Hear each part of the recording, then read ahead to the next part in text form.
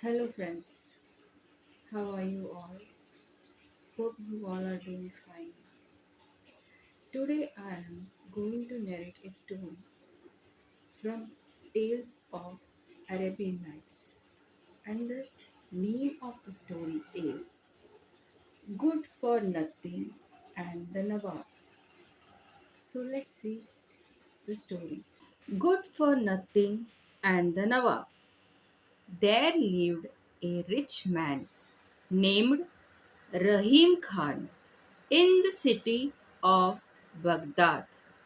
He called himself a Nawab and also lived royally like one. Rahim Khan was in search of a manager to look after his wealth.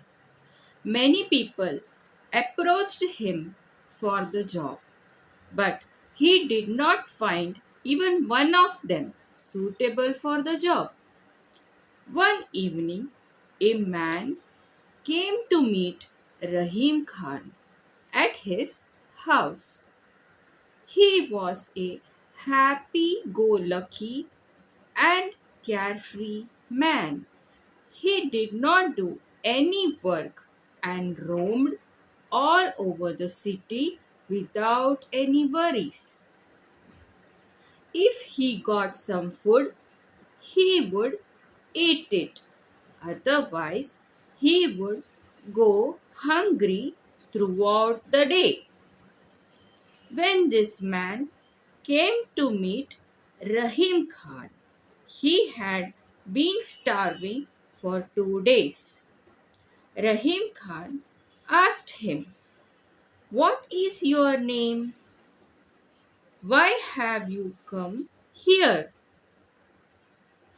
The man replied, "My name is Good for Nothing. I have come here to tell you about the wonderful gift of nature." "What have you to tell me?" asked the Nawab. Good for Nothing said, "Everybody thinks that eyes are wonderful gift of nature, but I do not agree because our eyes only do the work of seeing.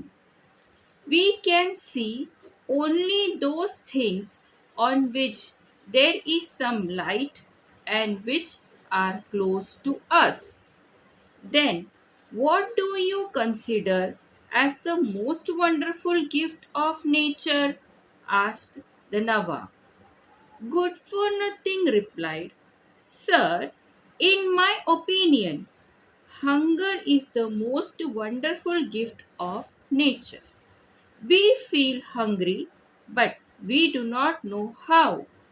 We also do not know who makes us hungry. When a man is hungry, he fills his stomach with as much food as he can eat. He then feels that he has satisfied his hunger. But after some time, he again feels hungry. In fact, the moment he sees a tasty dish, he feels hungry. I am struck by this wonderful gift of nature. The fact that I have been starving for 2 days now is a proof of what I have just said." The Nawab said, "You are in Baghdad and still you have not eaten for 2 days? This is very embarrassing to me. Come, let us have dinner together. We will then talk in peace." The Nawab shouted, "Hey, is there anybody there? Bring some water to wash hands and make all the arrangements for dinner." Good for Nothing was delighted, but there was no sign of any servants. After some time, the Nawab got up and said, "The servant has brought some warm water. Come, wash your hands." Saying this, the Nawab started washing his hands, but there was neither any servant nor water. Good for Nothing also pretended to wash his hands. The Nawab and Good for Nothing went into the dining room, but there was no sign of any food. The Nawab sat down and asked Good for Nothing to sit in front of him. Good for Nothing was confused. He felt as if somebody has blinded him, or maybe the Nawab was making fun of him. Meanwhile, the Nawab shouted, "Hey, serve the dishes quickly. Our guest has not eaten anything for 2 days now." Good for Nothing could not see anyone bringing food. After a while, the Nawab said, "Friend, please start eating. I hope you relish the curry.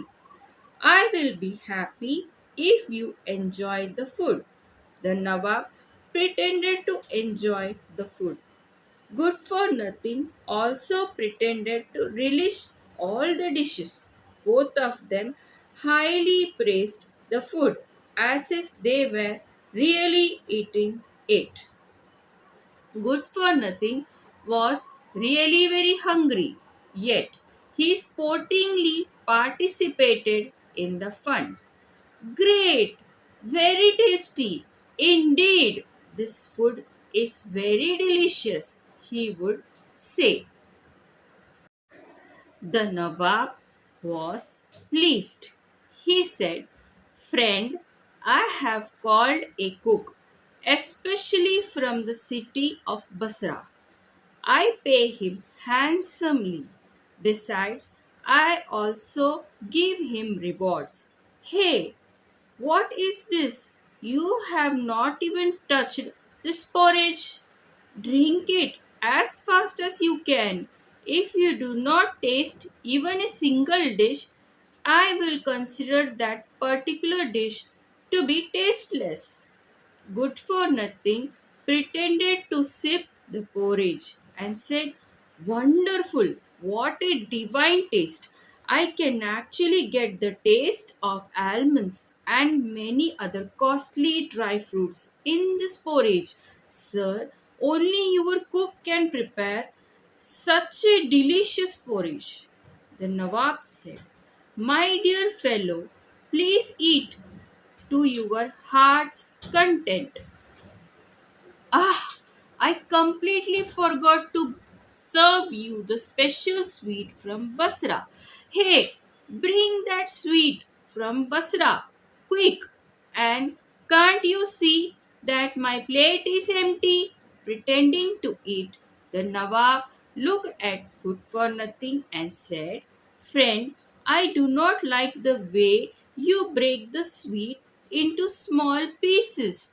What an insult! I want you to put the whole piece into your mouth." Good for Nothing pretended to enjoy the food and praised each and every dish. At last, the dinner was over. The Nawab said, "Friend, I am glad that you enjoyed the dinner. I feel very sad when my guest does not enjoy the food and my hospitality." The Nawab then took Good for Nothing to another room and they sat down. The Nawab ordered his servant to bring some dessert. Once again, both of them pretended to enjoy the dessert. The Nawab said, "I have eaten a lot today. I think I need some wine now. I have kept some really good and tasty wine for my guests." Saying this, The Nawab again pretended to open a bottle of wine and pour into the glasses.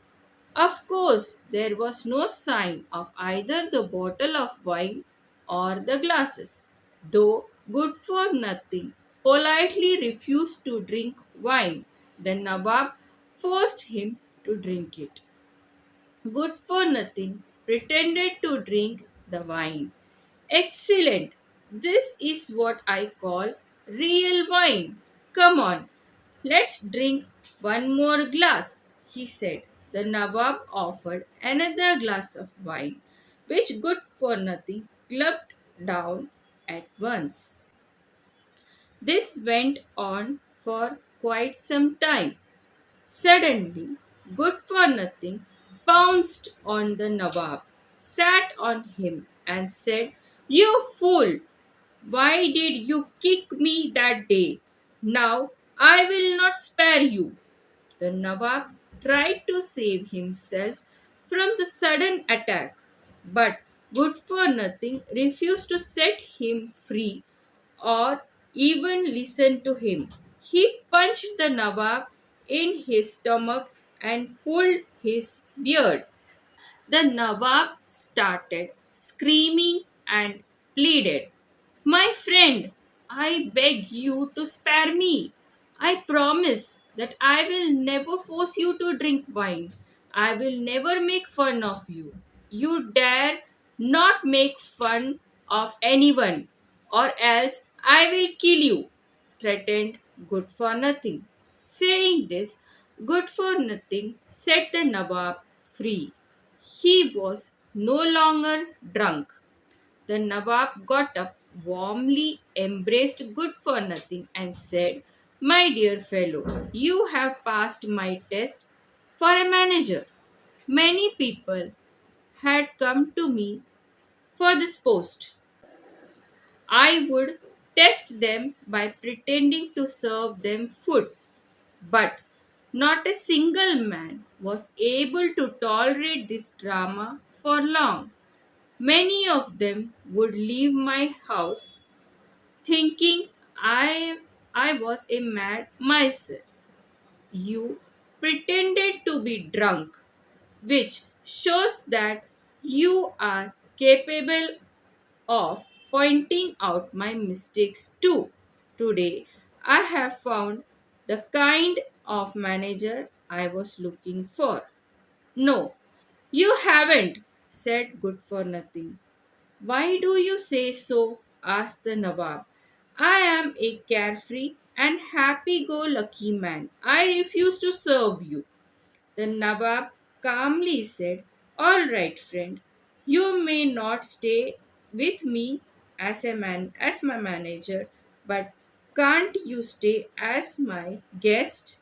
I will be happy and honored if you live with me."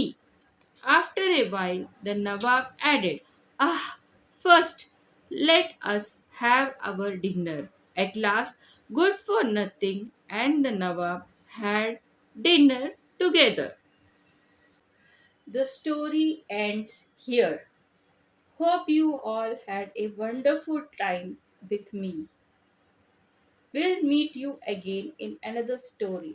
Till then, take care. Goodbye.